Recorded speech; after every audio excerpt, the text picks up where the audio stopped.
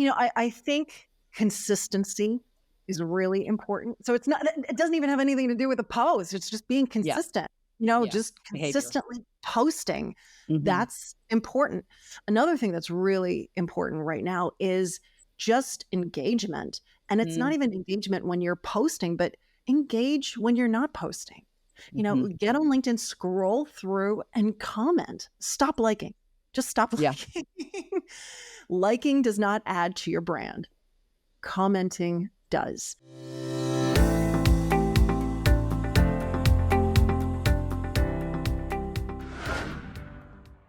Hey there, it's Samantha Hartley of the Profitable Joyful Consulting Podcast. This season, we've been talking about money, and I thought we would take a break from the pure topic of money to talk a little bit about a place where a lot of my clients and I are looking for clients who eventually turn into money, and that is LinkedIn. LinkedIn is the social medium for consultants. It's where we find people who are at work. And it is also the bane of my existence on the bad days and a wonderful, joyful place where I find incredible people to connect with on the good days. So I thought I would ask an expert to talk with us a little bit about how we can make the most of LinkedIn, what's new, what's going on, and maybe you will hear something today that will give you insights into what you can be doing better on the platform. I find that there's just so much to know. And when the platform is evolving, even though it's, to me, evolving more slowly and worse than other social media out there, I do think it's really important for us to keep up with it and to know what's going on. And so I've asked a guest to share her insights and experiences on it. I was really struck by the kind of nuance and the specific details of storytelling that Donna shares, and also how we can use the platform in unexpected ways to build our brand. So with that, I want to introduce Donna Serdula.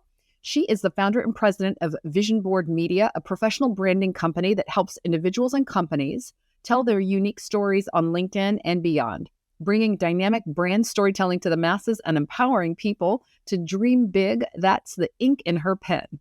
It's our website, linkedin-makeover.com, where she and her team of over 20 writers and coaches help people collide with opportunity and transform their lives via future-forward career branding. Donna has authored 2 editions of LinkedIn Profile Optimization for Dummies. She has been featured on Forbes, Business Insider, Time's Money Section, Wall Street Journal's Market Watch, and many other news outlets. Please help me in welcoming Donna. Donna Serdula, welcome to the Profitable Joyful Consulting Podcast. I want to start with a story of transformation because I think it's compelling. And I also find it's easier for people to understand what someone does when they hear like a case study, like the before, during, and after of your work with a client. So can you select someone that you've worked with and maybe tell us why they came to you, what you did with them, and how that has turned out for them? Yeah, with consultants, those people who aren't, because sometimes it's like easy, right? Like, oh, I was just handed a brown cardboard box. I better get my career branding in order. Like Yeah. that's kind of like the easy process, right? Like I need a resume, obviously, but there are times when it's not so obvious. It's times when, a person starts to go, wait, you know what? I'm knocking on doors. I'm meeting people. I'm having conversations. People are looking me up. I want to collide with more opportunity. It, suddenly it's like it suddenly starts to come into their view where it's like, wait, how am I showing up Yeah. and how am I presenting myself? And I need control.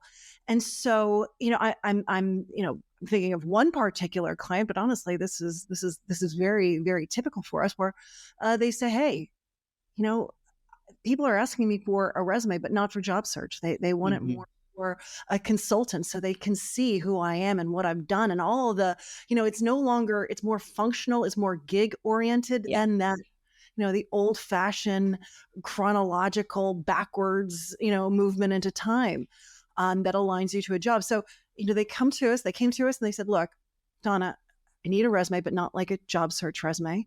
I also need a LinkedIn profile, because I know people are looking at me and I don't know what to say because it's hard to write about yourself. And I also need a bio, right? Because a lot of times they're going into these networking meetings and they're having these conversations, but who wants to say, let me send you my resume? Because that sounds desperate. Yes, it does. Um, And then it goes even further, which was this particular client was like, I'm going to be reaching out to my CEOs that I've worked with in the past that I know, and they're busy. I want to show them my services, but I don't want them to read pages and pages. I want everything nice and concise. So with this particular client, we sat down and we had a real heart-to-heart discussion of, all right, where have you been and what have you done and what are you doing and what do you love and how are you making a difference? And some of these things we don't just automatically know, right? Yeah, Like don't. it's not on everybody's tip of their tongue. So in a way, it needs to be massaged out. It needs to be pulled out. It needs that tender, loving care to kind of, come out. And then we worked on first the resume, because I always find the resume is foundational and it's always a little bit more granular than a profile. So it's a much more streamlined approach. So we went through the resume process, and taking all of the things that she did and she does, and putting in a succinct fashion that didn't make her look like she was looking for a job, right? But looking more for that project, for that gig, for that opportunity. From there, we went into the LinkedIn profile, and I used different writers, which always kind of surprises people. But I don't want a profile to read like a resume, and vice versa. They are very, very different vehicles.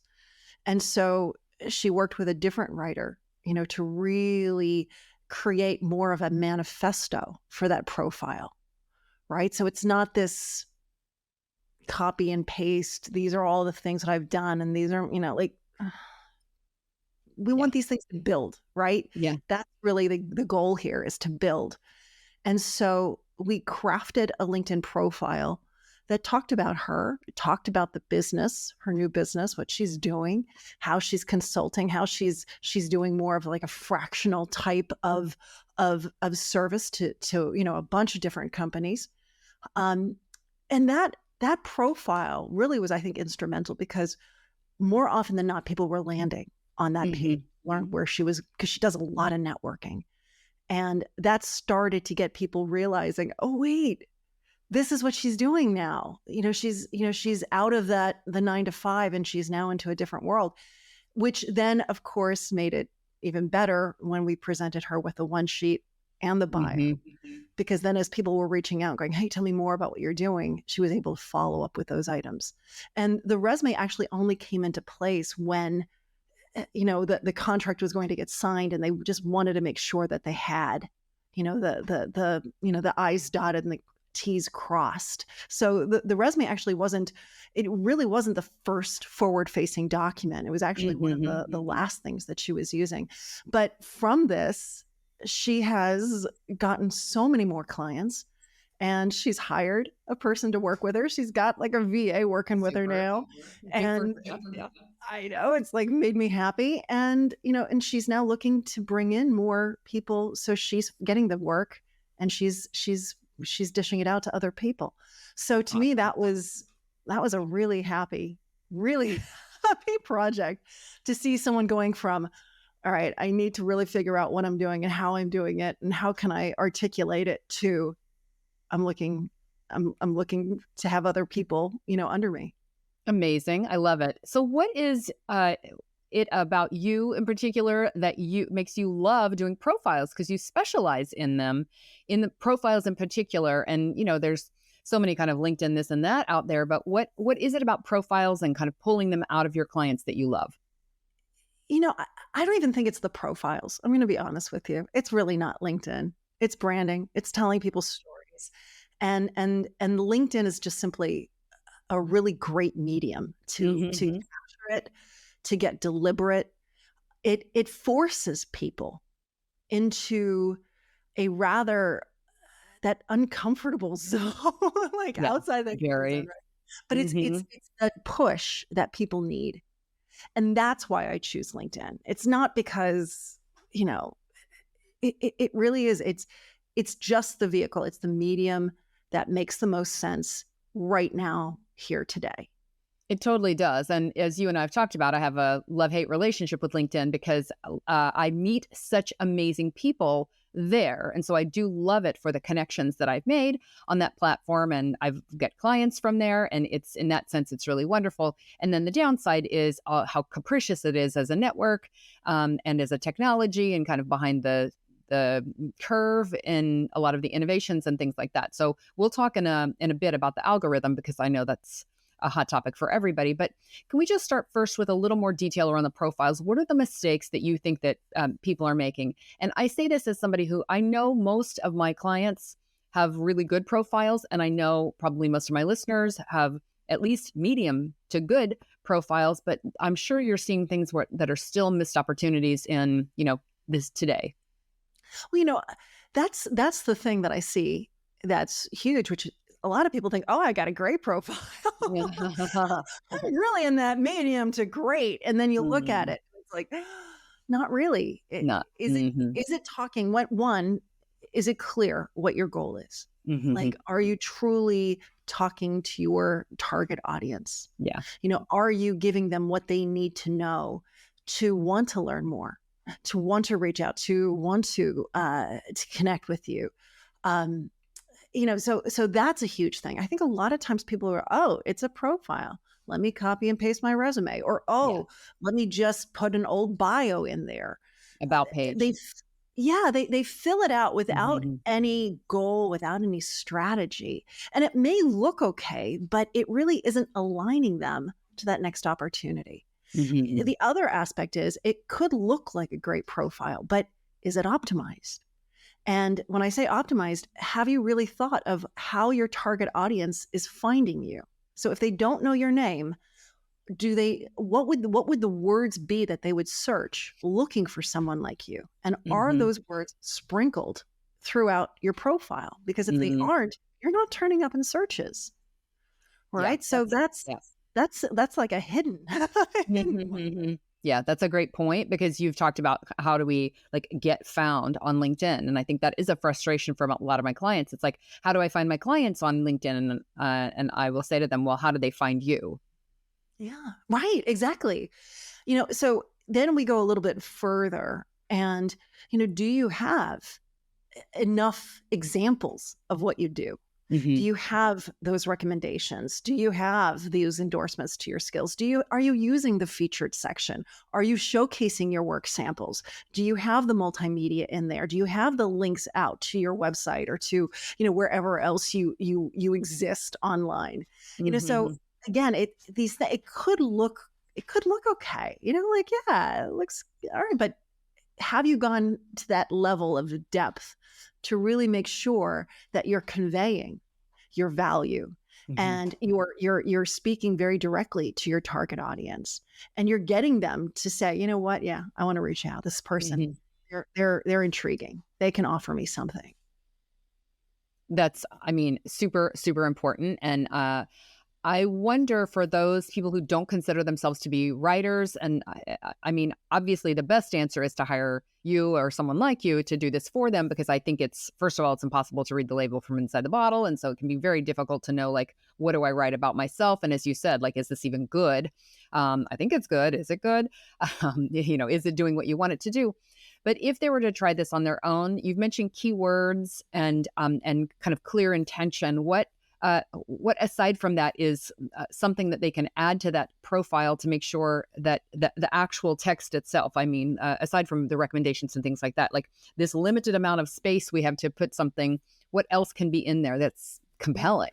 Well, and recognize that we've got a lot more space to work with than we do on Instagram or Twitter or even, Facebook actually has quite a bit, but we have even more than that. We've got 2,000 characters of the about section where we can talk about who we are and what shaped us and our background and why we do what we do and what do we do that's different and how does it add value and why do you love it? Why is it your passion? Why is it your mission? That's the type of story I want to be telling.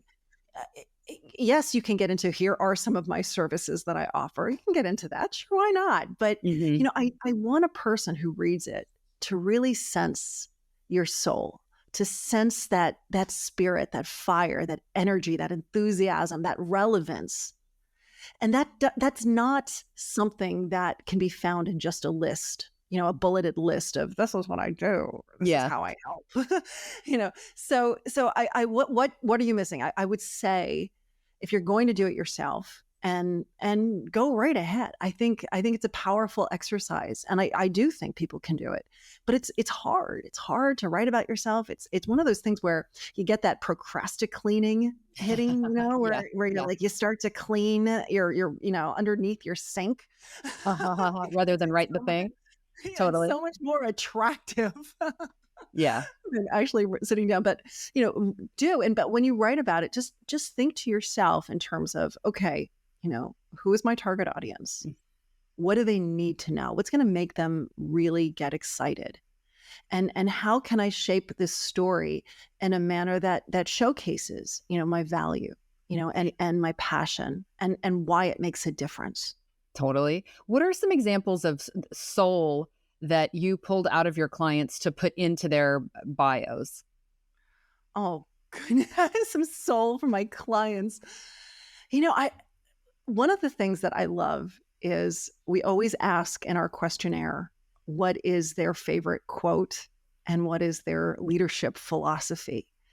And we have gotten so many fabulous, fabulous answers. And in fact, the one that for some reason it keeps popping up in my head, I remember one of our clients had said that one of his passions is this old Japanese art form of taking clay and Uh-huh. like polishing it into a globe. and Yeah. and but how in that moment of polishing and being in the moment and the detail that goes into it, how it really does, encapsulate his leadership philosophy. So Amazing. it's strange things like that where you don't Yes. really expect it. And I don't even think that particular client even thought we were going to use it. Right? Yeah. I bet But not, but how can he know how meaningful and how memorable that is, a detail to weave into there? And also, I think if I'm writing it myself, I feel like, "Meh, I don't even know how to write this so that it doesn't sound like cheesy or weird or random." And yet there it is, meaningful and, memorable for you.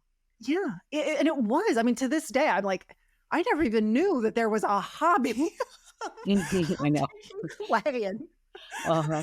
molding it into like a bowling ball type of glow. But at the same time, it's a lot of times we sit so close, right? We sit so close and we don't know Mhm.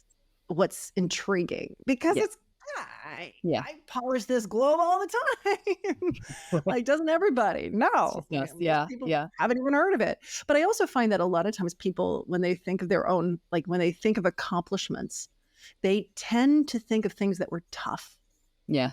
things that they really had to work hard at. Like that was an accomplishment. But that's not true in the corporate world. That's not true in the business world. Sometimes those accomplishments that you have weren't hard. They were easy because you're good at it. It's a strength that you have. And Yeah. and that is something that I find that we talk a lot about during these calls. Anyone can get up on stage and speak to people. No, No. most people can't. Yeah. Oh, it's easy to transform this business, and no, it might be easy to you, but it's not Totally. easy to everybody. It's not easy for everyone. I mean, it's such a great point. And I did an episode a couple of shows ago about invisible strengths, which are the things that you say, like, oh, Pasha, like, doesn't everyone do that? Or like this old thing, really? And it's not obvious to us that those things are, how special they are. And it also takes a brand person like you to be able to kind of identify something like that and say, like, I really see how this kind of encapsulates the whole of you when, we're immune to our own superpowers. So I love that you're able to bring that out. I wanted to ask you about posts because, you know, we're all chasing like, well, what now, LinkedIn? Seriously, what now? So for a What while there now? was we want to have just text, and then there was the like, let's all do a poll, and then, today. So that's a little bit about algorithm, but like specifically what in terms of posts is successful right now? And then like, what are like the things that are no longer? I think consistency is really important. So it doesn't even have anything to do with the post. It's just being Yeah. consistent, Yeah. just Behavior. consistently posting. Hmm. That's important. Another thing that's really important right now is just engagement. And it's not even engagement when you're posting, but engage when you're not posting. Hmm. Get on LinkedIn, scroll through and comment. Stop liking. Just stop Yeah. liking. Liking does not add to your brand. Commenting does. And Mm. when you comment, it ripples across your network. And that comment goes out almost like a post on many Hmm. people's feed. You don't even realize it, Yeah. but it's being spotlighted on certain people's LinkedIn feed. So, Interesting. definitely, you know, in addition to just creating content, and we can certainly get into how can you do better at the creation of the content, but start to post Hmm. consistently. Like really say to yourself, you know what, every Monday at 11 a.m., I'm putting a post out, whether it kills me. I'm not. Hmm.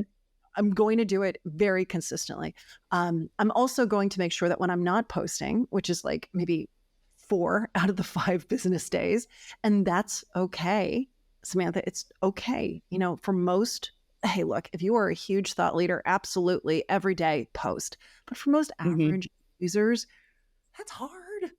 That's Yeah. really hard. They're running a And business. yeah, you're running a business. Come on. Like, let's get Hmm. real. But I think you can find time to post once a week. And that Yeah. post, if it gets engagement, can live for 5, 7 days on that feed. Hmm. And people within your network will continue to see it spring up and spring up. And hey, there we Hmm. are. Let's engage with it. Yep. So that's really important. Consistency, engagement, stop the liking, start Yeah. commenting. But then when we start to think about our own post, like, okay, I'm going to post, make sure that it's a little longer. It doesn't have to be, pages and pages, but we find that when that viewer clicks the see more, Uh-huh. that shows LinkedIn, ooh, there's Hmm. relevance here. There's something interesting. It caught someone's eye. So if you can write enough to create that see more link, which is typically like 4 lines of text, it's a little Hmm. less if you're including a picture. Hmm. That in itself, and if you can try to at least, I don't want to like intimidate people, right? Hmm. Stop them from just posting. But if Yeah. you can somehow create it where, you're promising something and then you're delivering it under the Right. fold, Yeah. that's a good thing. It's a Totally. good thing. Yeah. Some people can do it, some people can't. Don't get caught up if you can't. All right. Posting is just more important than anything. But Hmm. if you can make it a little longer, get that see more link, that's a really, really good thing. And then if you can ask a question. In fact, LinkedIn is starting to now prompt people like, did you ask a question in your posts? Really, are they? Oh, yeah, Uh-huh. I've been seeing it. And I'm like, LinkedIn, I Interesting. asked a question. Weren't you paying attention? I know, right? but, but if you could ask that question and really engage people, like get people Hmm. to engage, compel them to by asking that question and say, hey, I'll meet you in the comments. Uh-huh. That's a good thing. Let me go Love it. one more, which is once people start commenting, Hmm. respond to those comments. Yeah. Like really get in there and have conversations. Hmm. That's going to keep that post alive over days, and it's going to get more Hmm. eyeballs because of it. Great. I'm totally seeing in my notifications when I log in the things that you're talking about, like so and so of my friends like commented, and I can, as you're saying, they'll excerpt the beginning of it, and so I'm intrigued, and I'll go back and look at it sometimes if I am intrigued. So I think that what you're talking about as far as LinkedIn spotlighting the comments of our connections, I think that's a huge opportunity. And as you're saying, like getting those conversations going in the comments. So that's just super smart. What are the worst kinds of posts that are like not worth doing, The word, or well, the worst mistakes in posts? Because I think, again, I want to assume the best about including myself. Like I meant well, and yet here's a post that it didn't do anything or isn't benefiting my brand at all, for example. So what might that be?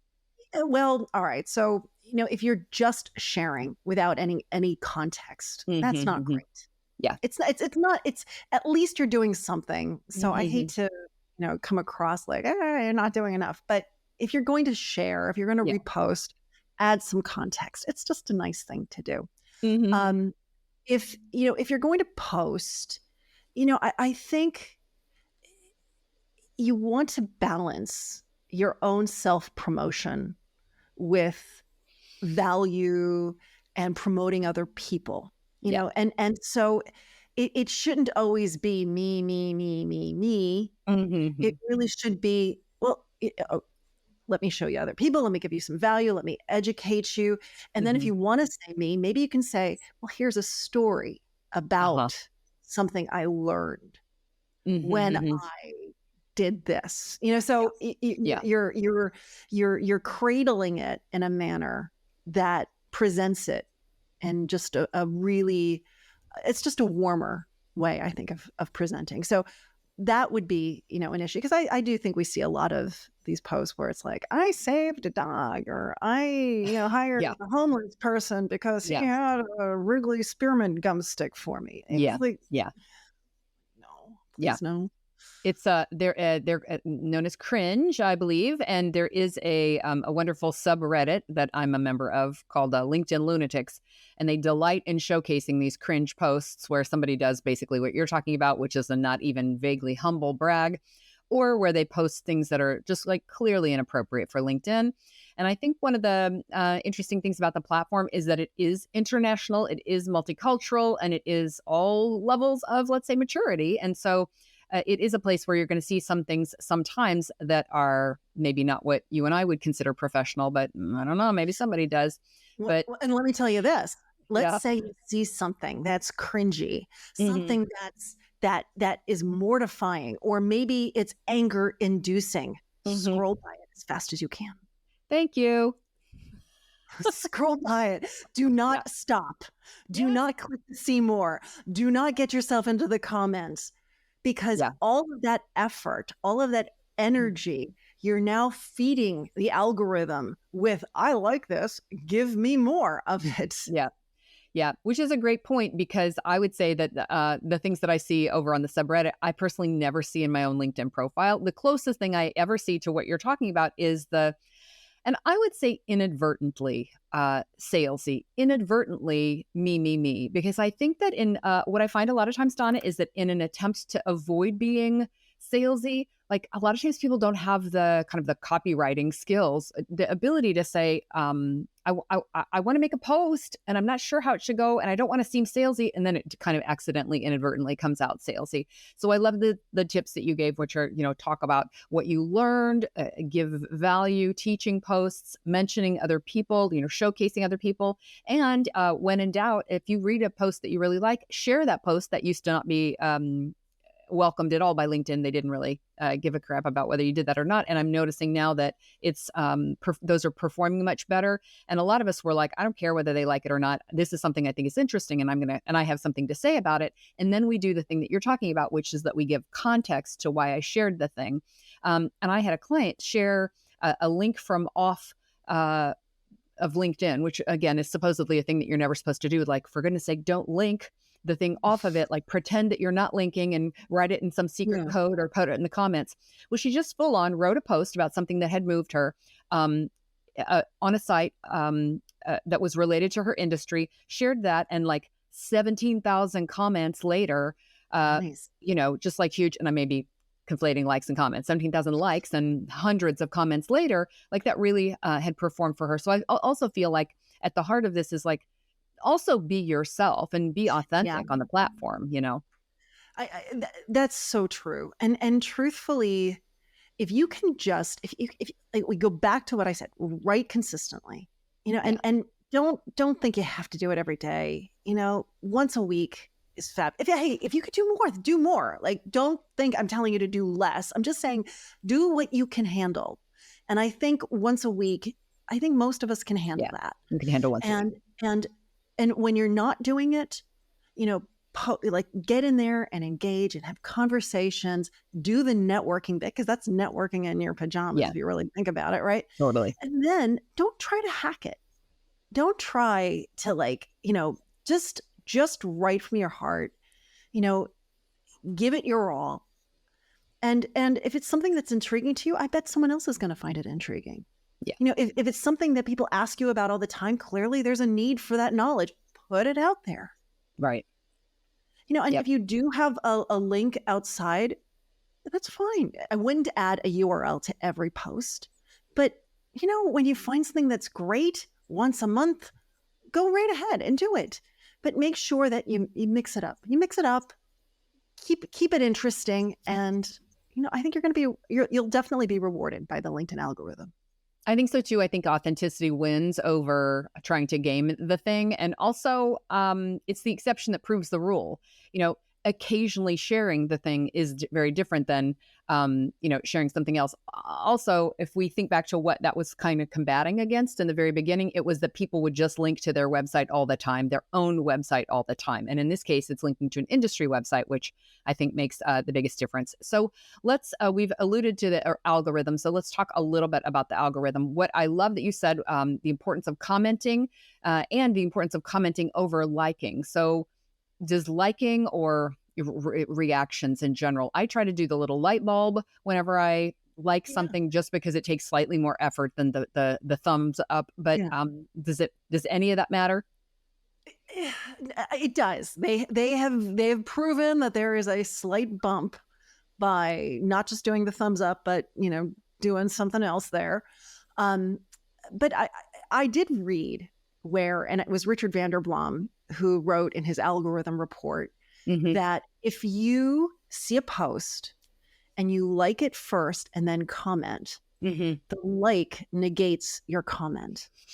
Interesting. Okay. Isn't that interesting? That's weird, but okay. Yes. I hope he's wrong. I think he's a fabulous guy. I hope he's wrong here. I know. Because it doesn't shine the light very well on LinkedIn that they would have spent the last 10 years teaching us to like, and then use it against us. Yeah, exactly. But what that did, though, to me is, in my mind, when I look at it, when I think about it, I'm not going to get into the nitty gritty. Does that like cancel any comment? Who cares? Just stop liking. Stop liking. Yep. Comment as much as you can, and then use like when it really does make sense. Because I think a lot of times people are like, oh, I know her, like, oh, I know him, like, and they're not even really liking it. The like is just their way of saying, hey, I support you. Acknowledged. Yeah, I'm trumpeting you a little bit. Yeah. So let's go back to using LinkedIn in a way where, hey, if you really do like something, go ahead, like it. But if you have something to say, it's far better for you. Well, and I like what you said about ways to support our, the people that we're paying attention to, and really commenting builds your brand more than anything else we're talking about here. So it's really, if we want to support our friend, we add to their conversation, or we help to stimulate a conversation, because a lot of times you'll be the only comment on there if we're realistic. It's not like you're joining a conversation that has 453 other comments in it. So I like the idea of supporting that person with a comment. And then the second piece is, and then also you build your brand if you do it right. Even a short question, an insightful question that you ask can really build their brand. Absolutely. And let's also go back to the profile, right? It's a time date stamp. It says, hey, I'm active, I'm engaged. Yes. And people are seeing it, and it means something. It really does mean something. So it's far more powerful than a like. Yeah. And it can definitely really grow your brand, your persona. And I think when people start to see you and they start to see you pop up a little bit more, you're going to get more followers. Yeah, exactly. I think most people would say like a well-placed comment does more for their profile views than certainly than most posts they'll do, because those comments will get a wider reach of people who don't already know you than just posting. So I really love the commenting strategy. So back to posts and the algorithm. for a while, polls were super hot. I know some people are still getting some mileage out of those, but it seems like selfies are the thing to do now. So how do we add a selfie to a picture without it feeling like Instagram or like weird, All especially right, as professionals? Samantha, it's gonna feel weird. Let's just Uh-huh. it's gonna feel weird. It's not gonna feel right. You're going to hate yourself doing it, but you're gonna do it anyway. Yeah. Yeah. Right? We're gonna do it anyway. I mean, if I remember back in the old days of the web when we all had pseudonyms. Yeah. And Yeah. then Yeah. out Right. came Facebook, and suddenly it was our name and it was our picture, and it felt Mm-hmm. weird.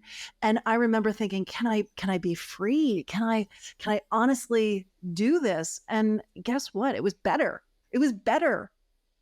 Yeah. And I feel it's a similar thing here. It's us, validating that, hey, I am serious and I do own this content. Like, this is mine and I believe it. And I believe it so much that I'm actually going to put my picture there. And it's a gateway, it's a door for people to say, oh, look, this is who I'm, it's no longer that, beautifully, professionally taken headshot anymore. It's Yeah. this person in real life. So there's a vulnerability aspect, an intimacy that comes into play here. And it's going to be weird and it's going to Mm-hmm. feel awkward. But I think you're going to find that once you do it once and you do it twice and you start to see that you're getting more hits and more views and you're getting more engagement and you're making, and like, who really cares about any of that stuff, really? Because the truth is, but you're starting to feel that you're making an impact. You're helping people and people are coming to you and they're getting something out of it. That's the kernel of it all, right? Yeah. We're really not doing it for the likes, and we're really not doing it for the comments. We're doing it because we're trying to make a difference. We're trying to make an impact. We're trying to help people in whatever way, wherever we fit within our own industries. That's really what we're trying to do. And all of that is the conduit to get to that. And if it takes a selfie, let's do it. Yeah. Yeah. Get over ourselves and do it. Love it. Love it. Well, super cool, Donna. Loved hearing this stuff. I think it's really motivating. Every time I talk about it, I feel a little more excited to go back onto LinkedIn. So hopefully that'll keep fueling the fire. And as I said, I love to connect with people on LinkedIn. So people are going to want to connect with you on LinkedIn and also hear about your LinkedIn makeover. So the website is linkedin-makeover.com. Yes. Where else? What else? Where else should people connect with you, and what might they want to hear about from you? I would say definitely follow me on LinkedIn. That's a good place to go. I'm also on Instagram. I'm on as Vision Board Spotlight, but I'm also on as myself. So those are two other areas to go to listen to my craziness. But my website's a really good place to go because I've got tons of free resources. And there's just a few that I think that would be really helpful to your audience. I have a LinkedIn headline generator that creates a beautiful headline, just starts that optimization process right at the top of your profile. I've got a LinkedIn post idea generator. So if you're thinking, okay, I'm going to post once a week, what do I post? Visit, and I'm going to give you ideas, 3 a day, and you can find which one really gets you, and you're off and running. And I also have it's a text formatter. So if you want to put some bold text into your post to catch people's eyes, this thing does it for you. I can keep going on and on. I've got a bookmark. I did tons of free good stuff. So check that out. I also have a course, and I've got the one-on-one services. So Super. So lots and lots of ways to engage with you. Love it. I'll put that all in the show notes for our listeners, and the show notes are also on my website and linked to yours. So I just want to thank you so much, Donna. It's been super enlightening and illuminating and fun to talk with you. Samantha, it's so fun to talk with you too. Thank you so much. And with that, Donna and I are wishing you a profitable and joyful consulting business.